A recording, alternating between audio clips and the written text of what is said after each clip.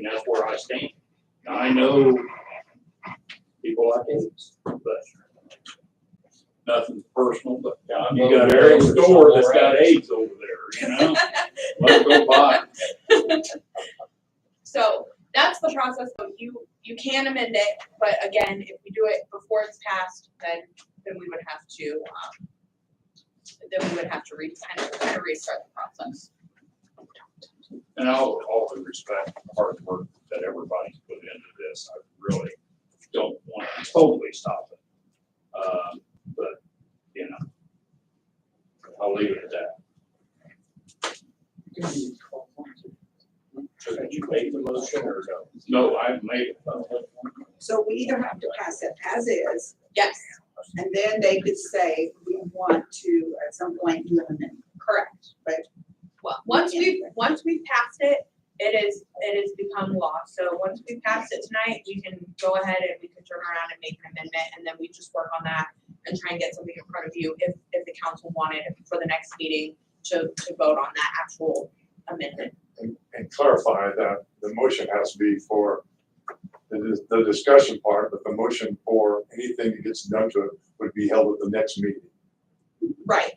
Basically, we would, at the very next meeting, you could just tell me that you want to make a change to it, and at the very next meeting, we would get that. And I'd if you say wanted to, my motion will be denied because I don't want them selling 15 chicken coops at Thrill King. can we do that for tonight? I don't know that we can amend it tonight because we don't have the documentation in front of us. We would need an actual amendment to vote on. So you could make a motion that we amend the chicken ordinance and that it at the next meeting that we could pass So it. can we table this to the next meeting and you bring the information? If we table it for the next meeting, then we have a time frame with which we have to pass the ordinance or else it automatically becomes effective. Alicia, if I may, we have made amendments before, simply noted in the minutes Okay, without documentation, because whoever's making the motion knows we don't have documentation. It's something as simple as exempting a section, sure, X number section from it. Paperwork can come later. Sure. We have done that. sure. I think that based on the way that I interpret the law, Don, I believe that once we pass this tonight, it is law.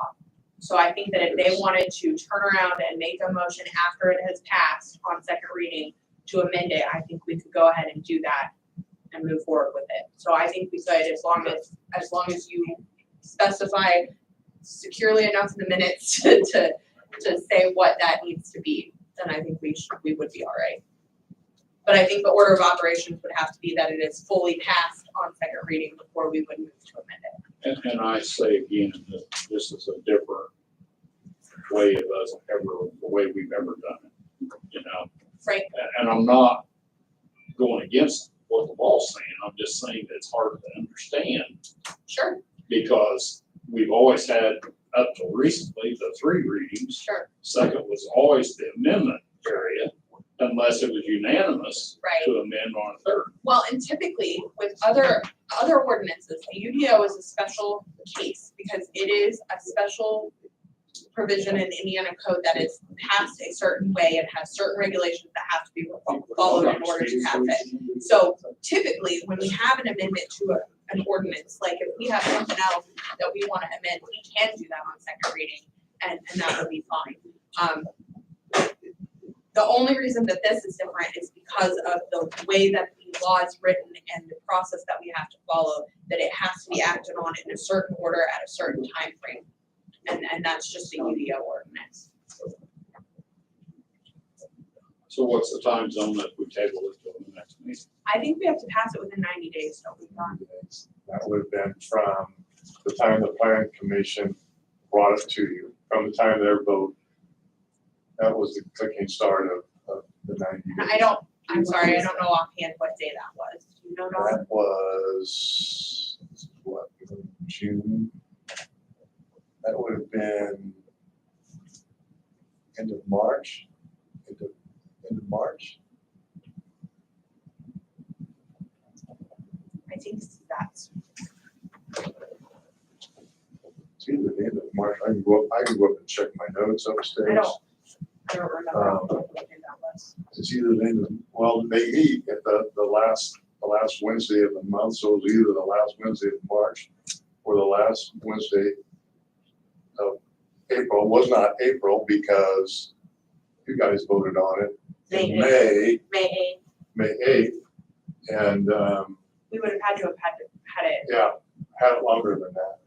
The Because I minutes, remember what I wanted to do was have it set up to where you would come back and have a meeting on your second meeting month. That was changed, you only meet once a month. Right. For the first reading to get this thing moving, and I had to wait a full month to get that. So I believe that the 90 days would be Probably before our June. next, before our next meeting. So, don't quote me on that. April 26th, that's what they did, when they did it. so I'd say March or April, but I think it was April. So if it was April 26th, 90 days would put us at May 26th, June 26th, so the end of July. So we could, But as you clearly said, they can amend right after we're done. I believe that that is correct, because the way that the law is written, what it says is that it becomes effective immediately upon its passage.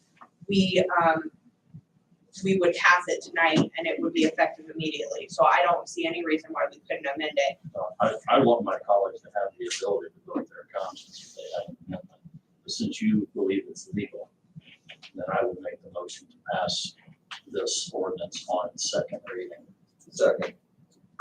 This allows them to make whatever motion they would like after, if it passes.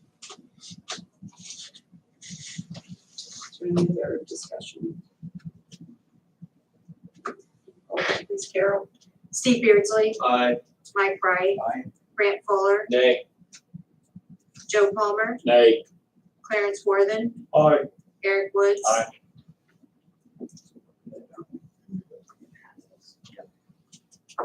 Okay, ordinance number 23-07 passes on second reading. Right.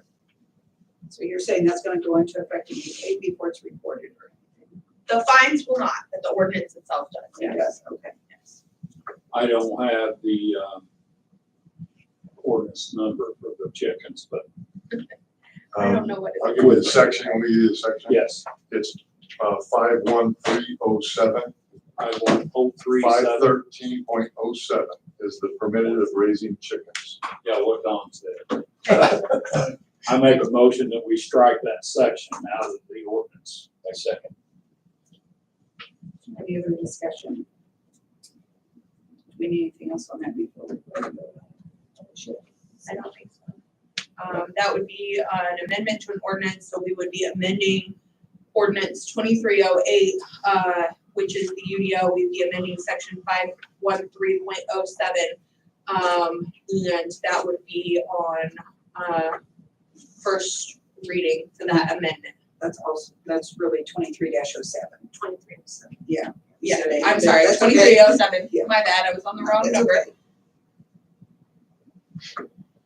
Just out of curiosity, I hate to bring this up, but let's say 5 years from now, you got a different council. Somebody wants to bring the chickens back. Can it be amended to bring? Oh, absolutely. Yeah, it could be. Okay, So just curious. Right now, we're just calling it an amendment. Well, I would say that we would need to call it an ordinance number because we would be amending an ordinance, and anytime we do that, that's its own separate ordinance. So it looks like to me that would be ordinance 2311. Yes, I think you're right.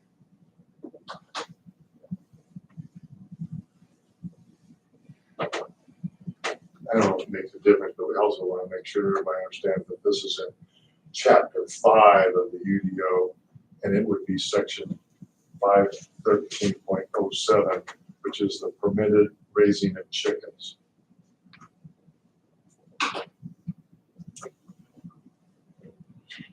And then I Can will, we pass that on both readings tonight? my preference would be no, because I would like to have an ordinance in front of the council before we fully pass it, but I can live with it if you all want to. So passing it would take unanimous vote. We would have to suspend the rules, yes. Yes. You just make it I'm good with just first. reading. It may not even fly. Okay, so that's your motion. Good chicken. I was thinking when Don was talking about being 10 feet from the barn because of fires, these chickens are gonna get fried anyway at some point. So, So you're making a motion. Joe has made a motion to adopt on first reading 2311, which would be striking chapter 5, section 513.07 of ordinance number 2307, which is the Unified Development Ordinance permitting the raising of chickens. Thank you. good job. Okay, so I have a motion. Do you have a second? Yeah. Brent. Okay, now, when you're ready, Carol. Okay, I'm ready. You ready for roll call? Yes. Steve Beardsley, Nay. Mike Bright. Nay. Brant Fuller, Aye. Joe Palmer, Aye. Clarence Worthen, Nay. Eric Woods. Nay. So with that said, I'm not going to draft the ordinance itself because it did not pass. on first reading. Yes, so I'm good then. Alrighty. Okay, so with that being said, ordinance number 23-07 has passed on second and final reading. Now, also, we need to publish that. It'll need to be recorded, but that puts it into effect right now, but not the fines. And I have, on chapter 12 in the ordinance, or UDO ordinance, it has a page for everyone to sign. I have that in this book, so that we can make copies of that page and then put it in what would not be classified as a final draft. It would be the UDO for the city of Frankfurt. So I have that. Do they here sign in the as book. ayes and nays, or what do you have it as? It just says that, it passed and adopted by Common Council of Frankfurt on this day in 2023. And it has a line for everyone to sign, and then attested by the secretary. So if the nays do not wish to sign it, we have enough council members that we don't have to have you sign it. You can sign it because it did pass, so it's up to you guys what you want to do. Sure. Okay. And then Dawn and I have corresponded regarding the publication and everything, so we will work on making sure that that gets handled appropriately. Okay, the recording and the publication. Okay. The one issue aside, I just want to thank Don and Rich Petrino and all the different people that put countless hours into doing something that is in total a document that is going to allow our city to go forward in an orderly way, and just express that appreciation.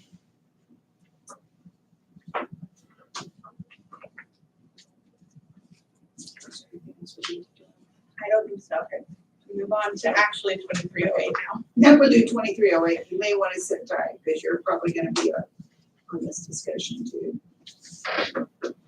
Next, we have ordinance number 23-08 on second reading, an ordinance amending and restating the fees for building permits and certificates of occupancy.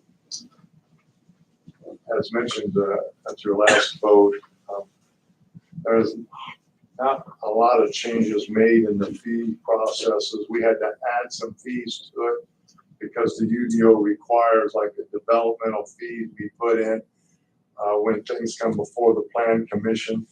Other than that, everything pretty much stays the same. There's some exceptions, and I guess the exception would be the BZA.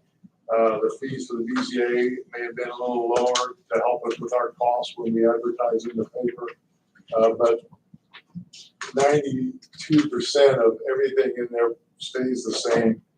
There's just been a few changes made. Do we have any questions for Don on that? Overall, down on building permits, I know there's different styles of building permits. Overall, are all of those going out? No, They're staying the same. pretty much stay the same. There's just a few things that go differently. there are some things that we actually combined because it didn't make a lot of sense on the way they were posted. So we try to combine those. Our office works in this manner. If somebody were to come in and they're gonna do a fence and they're gonna do some interior, I don't give 2 permits. We give 1 permit. We usually would make it the highest cost permit and then throw the fence in on it. That's good. So that people aren't buying 15 permits to get something accomplished.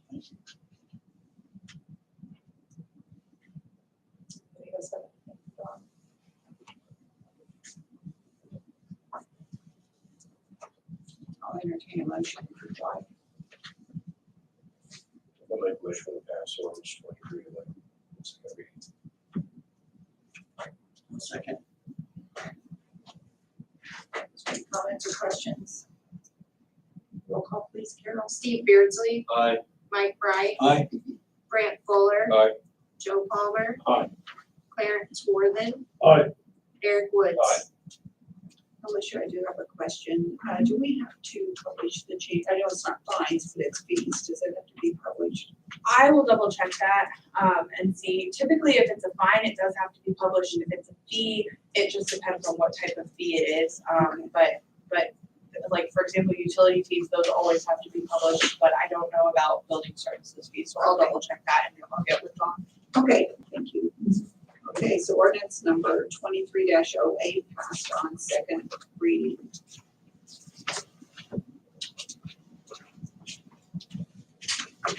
Next, we have ordinance 23-09, and this is on first reading. Motion to read by title only. Second. Thank you. Roll call, please. Steve Beardsley, Aye. Mike Bright, Aye. Brant Fuller, Aye. Joe Palmer. Aye. Clarence Worthen. Aye. Eric Woods. Aye.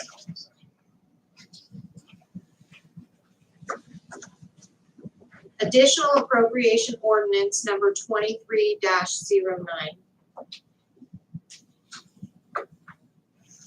Does anyone have any questions on this before we open it up for a motion?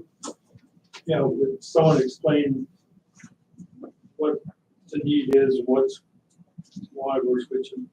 I was on remote last week. That's okay, that's fine. Do you want me to, yeah, do you want to talk about it? For the rainy day fund, there's a need for, to complete the paving on 4th Street, $15,442.25. There was a water line repair at the park, primarily to the, animal farm, correct? Y'all have foresight? Petting zoo and all, The petting all the zoo. buildings. On the buildings. That ended up being $9,900, but we didn't have the complete estimate when we looked at these numbers, so we did $11,000 for that.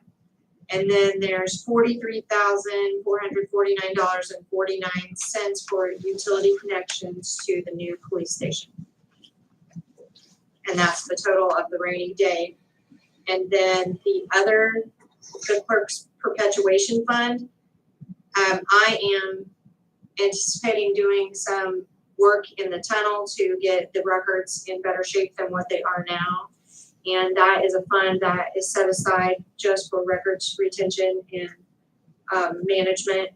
And I talked to State Board of Accounts and they said that I would need to appropriate that into the budget so that I could use those funds. Those are funds that we collect through our court fees. Make a motion, we pass ordinance 23-09. Second. On first reading. Yes. Roll call, please. Steve Beardsley, Aye. Mike Bright, Aye. Brant Fuller, Aye. Joe Palmer. Aye. Clarence Worthen, Aye. Eric Woods. Aye. Okay, next meeting, we'll have a public hearing on that in second reading. Carol, are you publishing about the? Yes, I am. Thank you. Next, we have ordinance number 23-10 on first reading. Do you want me to talk about this one? Do we want to read it by title and then talk about it? Okay, is it ready? Move to read by title only. Second. Roll call, please. Steve Beardsley. Aye. Mike Wright. Aye. Grant Fuller. Aye. Joe Palmer. Aye. Clarence Worthen. Aye. Eric Woods. Aye.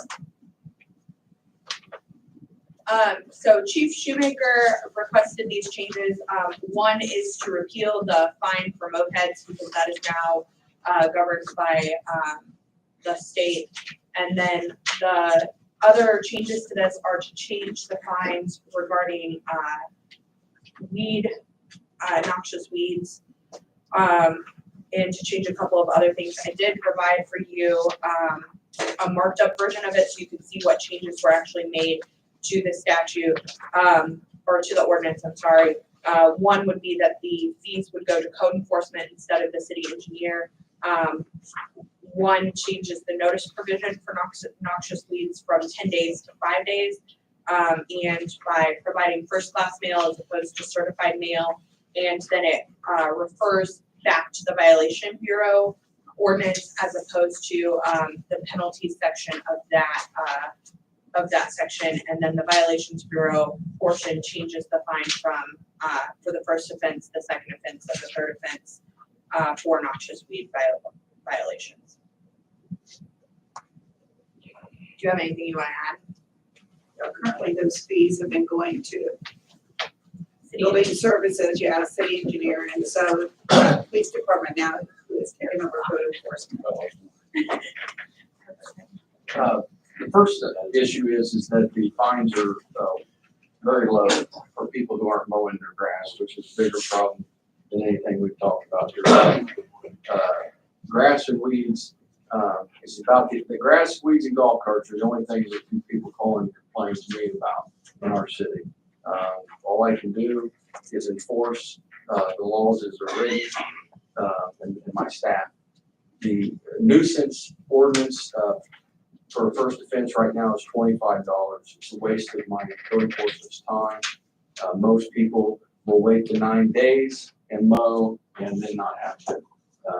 And then to see us again when the grass is greater than 7 inches. So we're asking for those people that we reduce the time to 5 days so that our code enforcement officers are not wasting their time there.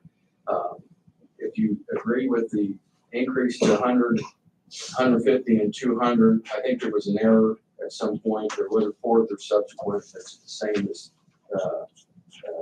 with $100. We're asking for a $200 fine, and we don't expect to collect on these. We hope that when they get the notice to abate with the list of fines that are coming their way, that they will mow their grass. And so, yeah, I think was there any other changes? Parking was at $20. The parking was changed from, changed $30 for the first offense, $60 for the second offense, and $90 for the third or subsequent offense. The moped provision was repealed. The nuisance provision was from $25 to $100, $50 to $150, $75 to $200. The fees go to code enforcement as opposed to the city engineer. The police chief or a designee of the police chief can serve the violation notice for 5 days as opposed to 10. Service may be completed via first class mail or equivalent or in person. And then continuous abatement, instead of having to use certified mail, they can now use first class mail. And then, as I mentioned, the only other changes were changing it from the penalty section to that Violations Bureau section. Yeah, the current ordinance requires the street superintendent or the city building inspector to issue a violation notice. That's not the way we've been doing it. We see the error, and that has to change tonight. In our service under Indiana statute for weeds, it doesn't require certified mail.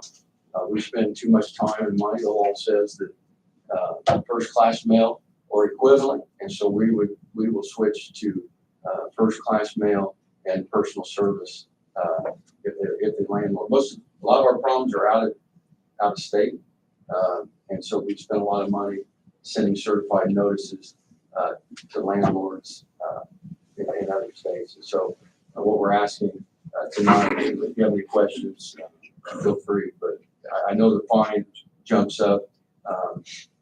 Everybody has a right to contest this in city court. The violation bureau is a separate bureau that has, the only connection with city court is they can request a hearing through the clerk's office to go to city court. So if they want to fine, the judge can reduce the fine or remove the fine. And so that's where we're at, and just to get some more teeth and I didn't get a red line version of this. Was the parking fees graduated through? the parking fees were graduated in the parking ordinance, but it was not put on the bureau. So we've added, right now it's like 20, 20, it's a weird Yeah. increase. yeah, it's 20, 60, and 100. and 100. Yeah, so we're just, we looked at 30, 60, 90 to be comparable to some of the other, That's what everybody else does. Graduated. I'm in the ordinance bureau. They're graduated. That's all really what our court enforcement enforces, is what's in the I have a couple of things. You said that we're reducing it to 5 days, and if they do mow, then the next time it's up, they get another 5 days. Is there any thought to possibly saying they have 5 days, but if in that year they've already been warned, it can be immediate? No, the statute requires that we actually have to mow it before we can have a continuous abatement to where we don't have, once we do mow it, we don't have to provide a notice that we have to mow it. But we can't say, okay, we've already warned you once this year, now, okay, No, that's too the bad. state statute requires. Okay. Then the other thing, I mean, there's no answer to this really, but it says that it's weeds and other rank vegetation. It's not limited to, but then it lists 23 weeds. I mean, there's thousands of weeds. Who's gonna decide which weeds are noxious and which ones? So are not? the state statute actually has a definition of what is noxious weeds, and those are listed in there. But the Okay. state actually has determined which ones are absolutely have to be removed, and then other weeds just fall within the normal weed height requirement of 7 inches. If you've got, that's not, Dandelion. yeah, But so, again, there's invasive species that are included in many flower gardens. Are those noxious? I mean, those are not Yeah. unless they're listed here. So the state, like I said, the state of Indiana has a list of the noxious weeds that it is concerned about, and that list does change from time to time, so. So are our officers trained as to whether it's these weeds that are growing or not? I mean, I You doubt know, it. that's always been a problem. The township also has to deal with noxious weeds. And that's one of the things, how do you know which one is which? So Anymore, you can pull them up on your phone. You and- can, and you it'll can. tell you So, exactly. the nice thing about having them listed in here is that you could look them up and see if that's the right one. But are we gonna be 100% accurate because we're not biologists? Probably not. Yeah. But that's why those are specifically listed, is because the state of Indiana said that those are noxious weeds. You know, and I agree with Scott that 10 days is just too long. I mean, by the time it's up to high level, and we start our process, it's twice that size before we're done, so. And the same people do it again. Yeah. Every time. Same people. Unfortunately, the statute, that's why I was hoping that we could address it, that once but if the statute says that, it does. I think we could contact our legislature and ask for some changes, because I can't imagine we're going to city. Yeah. You're And it, yeah, it's any. every municipality fights with this. Yeah. And I can assure you, we're not walking in your yard to look for a garden. But we, you know, it's generally grass, weeds in a flower bed, weeds in, if that's high, usually grass is high, so we just, and then look at the whole Yeah, grass. I just look at that as problematic, and, you know, somebody gets real, technical and reads that, they're gonna take pictures of it with their picture in this app. and Oh, they come into- have, Come into the judge and say, no, this was what was grown, it's not on your list. yes, that's been litigated before. Okay. Make a motion to pass ordinance 23-67. Second. Hold on, just a second, we haven't read it yet. Do what? We haven't read it yet. Better read. Hold that thought. Common Council, City of Frankfort, Indiana, ordinance number 23-10, and ordinance amending ordinance 17-08 and ordinance 12-09 regarding ordinance violations bureau and noxious weeds. Now I'll make a motion to pass on first reading, 23-10. I'll second. Roll call, please. Steve Beardsley, Aye. Mike Bright, Aye. Grant Fuller, Aye. Joe Palmer, Aye. Clarence Worthen, Aye. Eric Woods. Aye. Ordinance number 23-10 passes on first reading. Next, we have resolution number 23-06. And before we go to that, I'd like to mention the Home for the Night. Did everyone get that in their packet? The request for funding? Yeah, it should be towards the end. It's at the end of the agenda. Yeah, The I'm gonna, copy but I want to do it before we do this, so Well, they'll just tell me understand, where yeah. So this way you'll understand why we're wanting to make this change on the ARPA funds. So we're asking to transfer appropriated funds from the economic development part to community programming. So we did that as a matter of resolution, and then there's also a part of that's economic development to the aquatic center. So that 22,000 I want you to know was for the Home for the Night, so. If you have any questions or concerns about that, and we can even talk about that later if you want. I just want to explain what that $22,000 is for. Can you give me the benefits of doing this? Of doing what? Of giving them this money? They have to have this money in order to run this shelter. They don't have the money to run the Home for the Night shelter. They're not able to raise the funds right now. They do have some help, but they're requesting that the city help out on that. I'd like to see us support them. I don't know what would happen if we didn't have the shelter. I mean, the trustees. When I read through this, and it says just having someplace to take a shower, eat, dinner, and sleep, I'm thinking about moving out of my house and getting homeless. Well, you have to do the right program. You have to do the program that they tell you, or you can't Keep stay going, this there. is just for the night. This is for the night. You're not. I don't have a problem giving them the money. What I have a problem with is then if we ask for money for something else for the taxpaying citizen, like a sidewalk,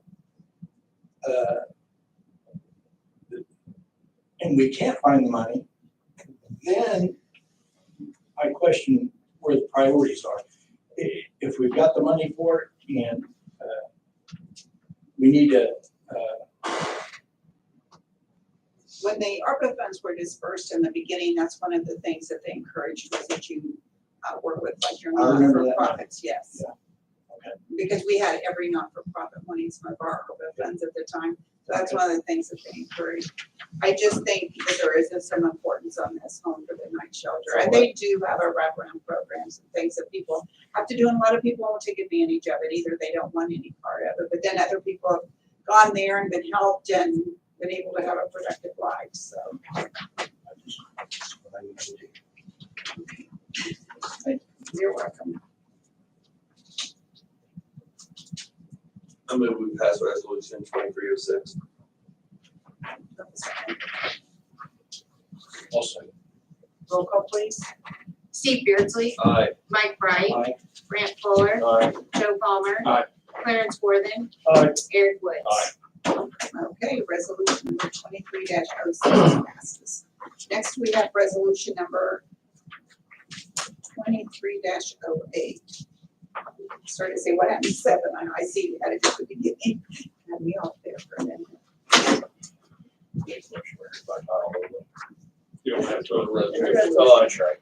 And we were requested by the committee, and Matt Rhoda was one superintendent of the community schools of Frankfurt to, and Alicia, you talked to them as well. So if you want to explain to them, if they Sure. just want some sort of a, So they're trying to apply for a Ready grant, and in order to do that, they need to show the support of different organizations. There was discussion that the city would be willing to use some of the money from the ARPA funds for support of this project. This resolution specifically provides that if they don't meet certain qualifications, that we would be able to recapture those dollars and repurpose them for some other reason, because since they are ARPA funds, we have to have them meet the guidance. So this does have a provision in there. I did talk to Matt Rhoda about that and explain to him why we need that. So that is in there, but this would be a commitment that you all would make to support that project, and they could submit this resolution along with the Ready Grant and show the city's support for the project. Now, if ARPA funds aren't spent by what date, what do we, what, 2026. 26, okay, so Yeah, this is, Committed 24. but by July 20 of 24, that would give us plenty of time to redirect recommit it them, and spend right. it if they do not go forward. Correct, and that's why I picked Yeah. the middle of 24, just so we had some Have time to plenty think of about it. And I did explain to him that I was intending to do that, he was fine. Yeah, good. Any other questions, comments? I'd entertain a motion. For resolution 23-08. I move we pass resolution number 2308. I'll second. Roll call, please. Steve Beardsley, Aye. Mike Wright, Aye. Grant Fuller. Aye. Joe Palmer. Aye. Clarence Worthen, Aye. Eric Woods. Aye. Okay, resolution number 23-08 passes. Is there anything under old business? Okay, next we'll go to new business, the deferral program, and Tony Summers is here, the prosecutor for Clinton County. Would you like to speak?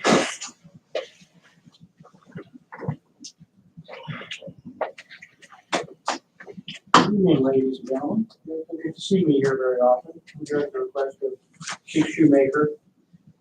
He approached me with a request for appropriation out of the deferral fund. As deferral monies can only be spent on my authority, I have approved his request in the sense of approaching you to seek your approval of an appropriation of the balance of the city deferral fund for a project that the city is engaged in. There's going to be a security camera system, but public security cameras. The chief can explain the program to you better. Flock Safety is actually a nationwide program of cameras that work together to track movements related to general descriptions of vehicles and persons. It's used in the aftermath of an incident to try and find leads for investigative purposes. So it can be quite helpful in accounts of missing people or more serious events such as kidnapping or confinement under state law or robbery. It could be used in order to try to track the people or vehicles involved in that incident. Does not include a license plate reader in the current camera system, Chief, if I'm correct in looking at that. So it is just based on general descriptive information. The balance of the infraction deferral fund at the time of the request was $1,998.85. And so that is a small part of the cost of this overall system. I'm providing additional county deferral monies, $4,300 that will be assigned for that purpose. But altogether, that still is only half of the cost. And so there's additional money that Chief Shoemaker has to come up with. I'm sure he'll be asking you about all of that. So for my part, I'm asking for the approval of the appropriation of the balance for the purpose of that camera system for the Franklin City Police Department. Yes, we would need a motion. I thought that did do I'm license sorry. plate reading. I'm sorry, it does plate reading. It will run, Yeah, it'll run plates and stolen vehicles. It'll report the stolen Does that vehicles. look like we do? yeah, I'm pretty sure the system does. I thought I read that. And the rest of the money is from a DEA seizure that our detectives made, The forfeiture, and then the Clinton County Drug and Alcohol Coalition. So the first year okay. between Prosecutor Sommer and those entities will have the first year paid. It's a really neat system, I just have to say. Well, with our expansion to the interstate, we will be able to we'll have a lot more increased calls for service, and we believe there's a lot of things that go on at the gas station or whatever. We have placement of cameras out there as well. And you've seen them probably in every county. I think Hamilton, Boone, Tiffin, New would be the three biggest counties that have them. Scott, how many cameras total? This first is 4 cameras that we'll be getting. We'll be working on, so a lot of cities are doing public-private partnerships. And so our Captain Brady Sorrells is already working on some of those. For example, in Plainfield, Walmart purchased a camera. And so we will work with those, some of our businesses to help in year 2. So do we have to do anything else to release those funds, or just, you just had to come and give your approval? No, I just have to make the request because the way that the original city control fund was set up based on state law, it's driven by my request. Yes. So, we just need a motion then. I don't think we need a motion if it's from We just need the We don't need a motion for that, do we, to approve it? It's just. in the past, the city has wanted to engage in an approval process. But that's up to you. So if you guys want to do a motion, it's fine. The funds are gift funds held by the city. Held by the Right. city. We actually have them now, with that exact amount of money in it. Well, The county Complete that. fund, I can do directly on things I've already appropriated to the county. fund. But there's not an appropriated amount in the city fund. Right, So I think that's what we probably have to do. and that's the fund balance, So that amount. this is really not a city council issue, it's a board issue. He has to come before the council and tell them that he's I okay would with make it. a motion that we support the system. Okay. So what we probably want to do is we want to probably make a motion that we appropriate the funds as the request, or expend the funds. at the Expend the request of- funds, yeah, not a. And that, so we, So second, There you go. First and second. Roll call, please. Steve Beardsley, Aye. Mike Bright, Aye. Grant Fuller, Aye. Joe Palmer, aye, Clarence Worthing, Aye. Eric Woods. Okay, next we have Kip Brewer, Building Service Board President. I'll be very quick. Kind of just some informational meeting or information that basically since COVID, and really the last year, Todd, Stacy Goods, and I have received numerous phone calls from individuals, city residents that are on Social Security, and they get their Social Security checks like on the 10th of the month. And the way their residential billing is taken, when the bill is sent out and created at the utility office, there's 10 days to pay it. Well, we have several people that their bill is due, and they get their Social Security check that day or the very next day. So they get a late penalty fee. So we're going to, Alicia's drawn a resolution, and we're gonna change that from 10 days to 20 days to save the late fees for a lot of the people that are on Social Security. The only thing that very first time will affect will be the revenue that you guys will get for the trash pickup. Since the utilities collects the trash pickup, it'll just come in. A lot of people will probably pay in that first 10 days, but it may come in, a few days later. Just for your information, my wife's Social Security comes on the second Tuesday, mine comes on the fourth Tuesday. So there's gonna be people who on the 20th day will get used to it and miss up on one there too. So it's gonna continue. It's something in the last year we've had several calls, and people are just asking, what can we do? The way the books fall, we can't pick and choose because of the way things have read, the way the media. It's for the ones that have been on Social Security for a while, because now they've changed that system, but the ones that have been on for a while, it's always, I think, the third of the month. Now Social Security does that differently. My but- bill's due on the 20th, but I don't get paid till again the fourth Tuesday. Yeah, it just depends, but this year, the ones have been on for a while. So we're gonna, Alicia's working on a resolution for us to do that. That will affect, that does not take the PPLs, which is all of our industrial customers. It's gonna be residential and then your A, B, and C commercials. Like if you have a garage out behind your house, that meter is classified as a commercial. And so those will be the only ones that will get the additional 10 days on added to the due date. And I just wanted to, before we did pass it, let you know that, we talked about it 2 or 3 different times in our USB meetings. And We basically just need to know if you have any objection to moving that due date because it does affect the trash pickup. So, payments, and since it wasn't just a utility issue, Kent wanted to come before you and just make sure you all were okay with it. And if you are, we can do consensus or you can make a motion to approve that, but the resolution will actually come from the utilities and be passed by their board. And our user fee has, balance of, I think it's 251,000. So we're in good shape. I mean, even if it comes in a few days late, we should be we'll pay them down. okay. Yeah, I'm sure they will go for that.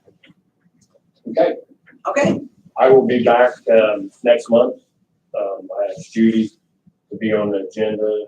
I'll pass out our first 6-month financial review, where we're at through the utilities in the first 6 months. Probably have a few slideshows of the wastewater treatment plants completion, and an update on the water treatment plants expansion that was taken by rate increases, and what our ongoing plans are coming up. So I'll be back next month on that. Thank you. next we have the home for the night proposal. If you feel okay with that, is everyone okay? Okay.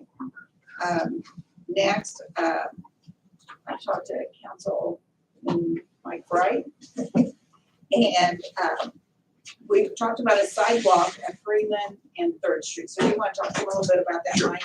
I'll make this quick and let's get ready.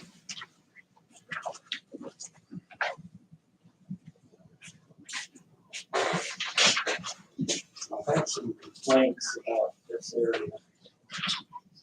And it's at Freeman and Third Street. Oh, thank you.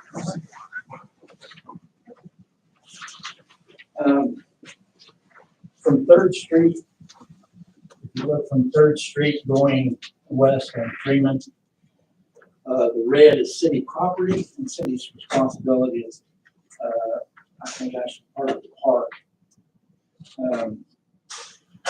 Because the complaints we're getting is during school time, kids are having to walk out into the street. And adults are also having to walk out into the street past this, where the railroad used to come through. And Don, correct me if I'm wrong, the railroad no longer owns that. That is true. The city's cost for the red part of the sidewalk is $8,481.25. For the half and half that you see on the yellow is $3,778. And Don's currently, and I want to thank Don for making this for me, is currently in discussions with him to see if he wants to go half on the rest of that sidewalk. So that's basically from Third Street all the way to Short Fourth. The total cost of that's around $16,000. Myself and the mayor and Don and Jason went down and looked at it. There's no doubt that it's needed. The thing now is we have to wait to see if the property owner wants to go half. also would like to find out if he doesn't, can we at least do, to the part, just a little past where the railroad used to be right there. At least it would give them some area to walk. And it would, quite frankly, beautify Third Street right there a little bit. What I'd also like to see is a fence from Third Street to the tree line. We have cement barriers up there now to keep cars. On Sunday, I like to drive into that area through the grass, and that's not good as well. So it's just kind of for discussion. Is there a sidewalk from Fourth to Fifth? Yes. So this is just that area right there between Third and Fourth, but Don has tried, I don't know if you got hold of the property owner or not, but the yellow part that he's saying there, we would ask that resident to be a part of the 50/50 sidewalk program, but he would have to be in agreement to pay his half, which would be about I'm guessing $3,778, right? That's And right. then our other half would come out of our 50/50 program. That's right. I spoke with him this afternoon. I was actually at the house at 554 West Friedman Street for other discussions. And I gave him a copy of this 50/50 plan, which is a total of $7,557.50. And the reason why it's so expensive is because the sidewalk is not at the same level as the street, it's below the street, so it has to be built up so that for water issues and so on. So that's what has caused it to be as high as it is. It's not as bad once you get into the red line of that picture on the city side of things, but it does complete the sidewalk from Fifth Street to Third Street. And then it will also then put in get rid of another corner that would need to be ADA accessible. It will take care of that also. You're saying from Third to Fourth? Okay. It would go all the way down to just to the east side of the campground. There's sidewalks go that far, with the exception of between Third Street and Short Ford. But if that property owner does not agree to do the 50/50, then that still would not take care of the sidewalk. That would be up to the. Right. We would only cover half of the 50, which is Yeah. the 3778. So Used to, and I'm going back, when we originally did the sidewalk ordinances and stuff, there was a clause in there that if the city block basically had no sidewalks, that we would go in, and when we started like the 50/50 program, we could go in and put in an entire city block where there was no sidewalks at all. Whether that's still anywhere in the system, I don't know, but I have to look, but I don't remember seeing that as part of the 50/50, but I'm not gonna say that it is. Because we were looking down on Kiger Street at one time where there's no sidewalks along Kiger Street headed back to the east, and the kids all walking the streets down through there. So we had looked at doing something like that just because, trying to get 3 or 4 property owners to come to the table was gonna be, we didn't want to pour this property and then have a property that didn't do it. So we talked about doing an entire city block on it. So you might go back and just So look. you would say then from Third to Fourth, that could be all under the 50/50 sidewalk? That could be it all, yes. I'm not saying it's still in the books, I'm just saying at one Okay, time we I'll look. discussed it, I couldn't remember. Look, I don't remember seeing that, but I'm not gonna say that it is Yeah. either. It's been a while since I read it myself. So when we, like I said, our reason behind that is we had three or four houses in a block area that had none. You didn't want one person to put in a sidewalk and the next two not, and the far one maybe. So it was just basically forcing their hand to just put it in. I tried very hard to explain to him that this is a project for the whole area, and that we're relying on him to pay his half to get it accomplished, so. And this is also part of, I'm working also on trying to do some work to Third Street Malvern because it's in sad shape. And that's nothing against the parks, that's against the people that they play down there on Sunday nights and don't take care of it. But if you're gonna put in, that would just be part of the beautification process and the safety process of the people and the kids walking through there. And I'm kind of like, I'd hate to build the sidewalk to where the yellow is and just stop. No, I agree. My other question is, and Jason might be able to help because he was involved in that, was safe walks to school or safe routes. Safe routes to school. This is utilized towards going to school, because they're coming down to, what is it, Kruger Road? They have that cut through at the end of First Street. Okay, That they, but I'm wondering So if they this can walk could that be back. possibly put They in should. that. Yeah. Somehow. Something to keep in mind there is that's a egress for Green Meadows and Blue Ridge for an active shooter too. That's one of the, it comes out, it doesn't come down Crew, it comes out the First Street, backside of First Street, egresses to the college, the old Pilgrim College, what I call Pilgrim College. So they would use that, utilize that inside and look to get there from Green Meadows and Blue Ridge too. Yeah, I was just throwing that out there. So that could be another avenue. And we are looking at fence, right? Yeah, basic fencing can throw it, but Yeah. I think a fence up there, no problem. Yes. Take it out. So I guess my question at this point would be the funding of it. I think everyone's, or at least from what I've talked to, realizes the importance of it. It's just a matter of where we can be funded. I mean, we have the 50-50, 40,000, but I don't know how much you've used so far. We have a lot of these in, but we don't have a lot of answers on whether they're going to go. I think we have at least 3 that are moving forward completely, but boy, we have a boatload that are in right now. We're waiting for responses. So if the residents there does not want to do that, we're talking a total of what, $17,000? Almost, I think, 16. Yeah, right around $17,000, because our half plus our amount would be 12,000. And then he would do another, so around $16,000. I didn't know if you'd want to take that out of 50-50 or how we'd have to do that, how that 50-50 program, that would take council approval, I would think. The problem on the 50-50 is that he's got them out, applications coming in for it, but not totally. Is Well, that we've what not you were reached, saying? yeah, we've not reached the total amount yet. I We just know. have a lot of applications that have come back that we're waiting for a yes or no. This is like one of them that we're waiting for, so.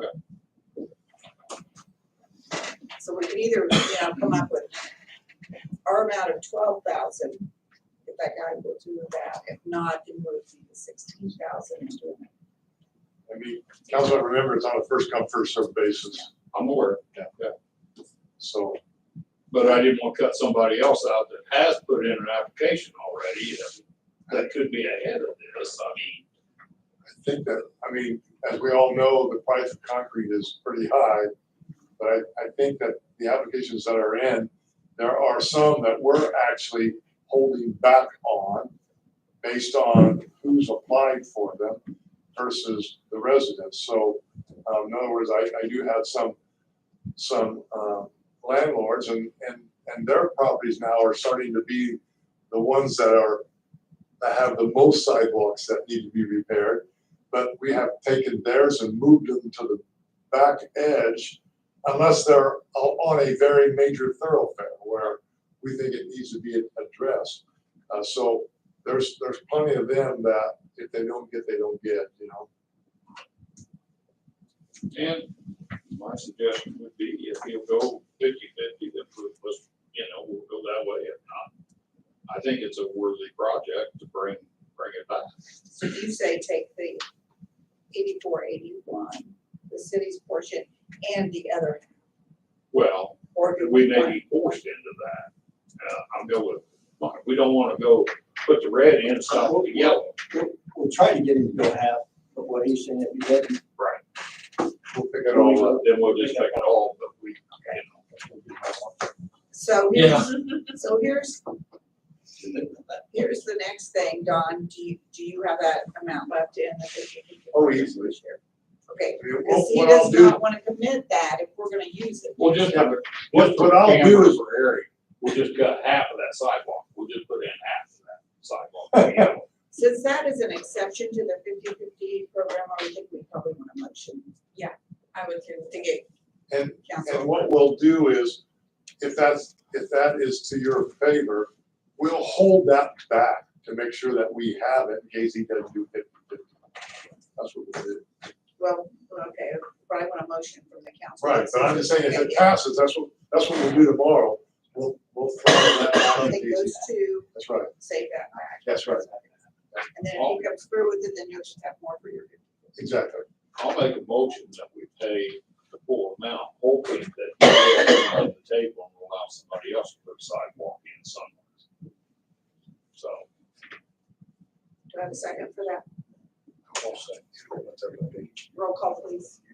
Steve Mosley, I, Mike Bright, Grant Fuller, Aye. Joe Palmer, Aye. Clarence Worthen, Aye. Eric Woods. Aye. Thank There you go. I appreciate that. I think that's just the beginning, it's gonna change when we get down there. So, with that, we'll check out that fencing and. you can get us some on Kaiser Street if you want, Greg, I appreciate it. That's your area. Okay, does anybody have anything else to say? Oh, Carol does. Carol, sorry. I just wanted to share the receipts from the aquatic center. To date, since the soft opening on May 28th, the total receipts we've taken in is $41,866.98. That is fantastic. I don't know if anybody remembers what we used to bring in. We were lucky to bring 20,000 in a year, so Yeah. it's good. That's as much as almost 2 full years. Yeah. Right. So that's And we've exciting. only been open. Yeah. 2 weeks. And then, Mr. Stock, is it my understanding they need to sign this Yeah. in this book? Yes. Okay, so before you leave, if you could sign this, and also I'll be sending you an email asking, your preferences for the game conference coming up. The registration opens for that next Tuesday, so.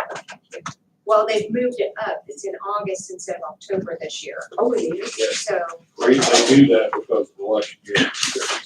that makes That's sense. August 22nd, 23rd, 24th. Actually, Should we set a date for the budget meetings in August? yes, we do need to do that as well. I suggest the 8th, 9th, 10th, or 11th. Let's see. 12, 13, 14. What did you say for That's eight? What? It's the 22nd. 22, 3, and 4 for 8.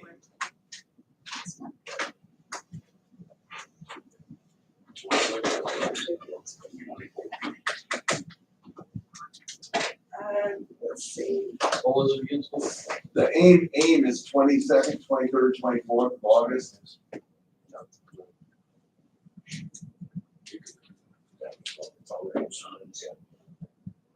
But Steve was looking at Um, the 8, 9, 8, 9, 10 and 10 of range for August. the budget, if that fits.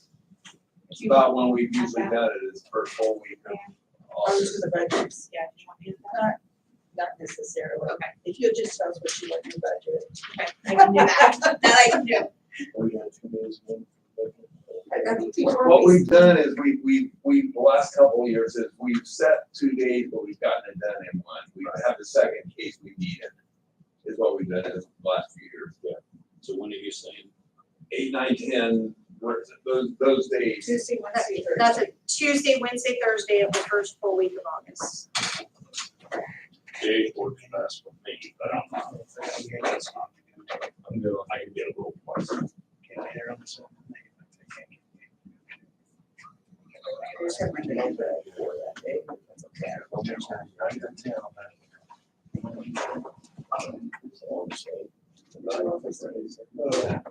The eighth, 7th and 8th is not good. What about the 9th and 10th? ninth is open.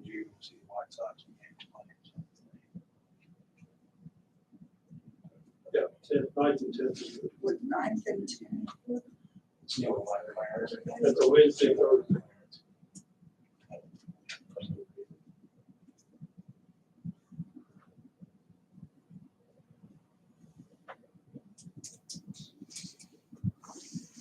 What time do we want to do that?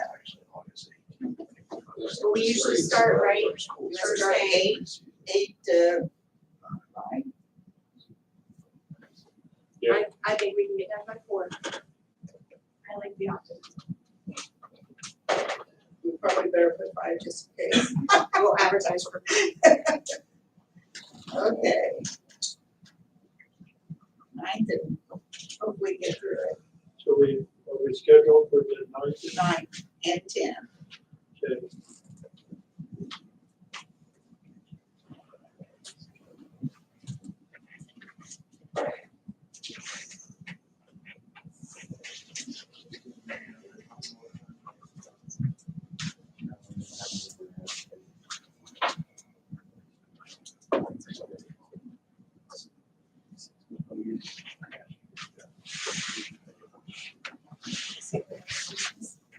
If I got the AIM conference. Yeah, does anybody need a copy of the AIM conference information?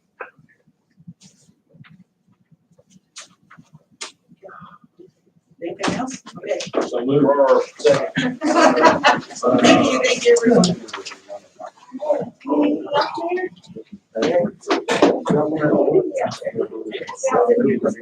Hey, I got it.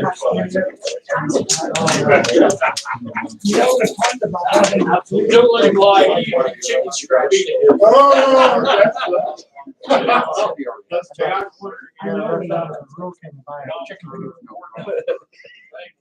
No, nobody is. My wife still wants to tell you. What's that? Need to stop. I'm leaving.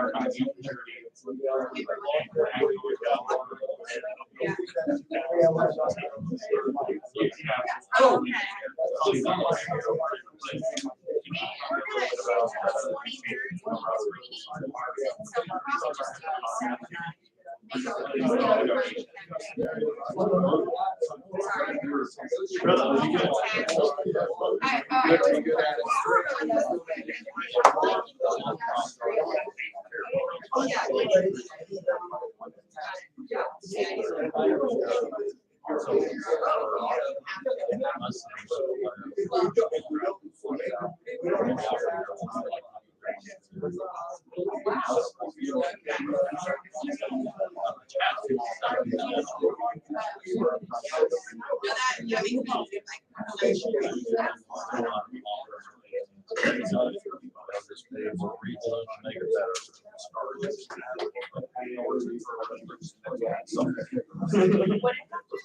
Okay.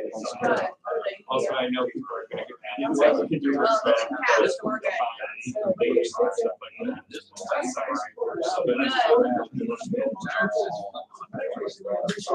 Good.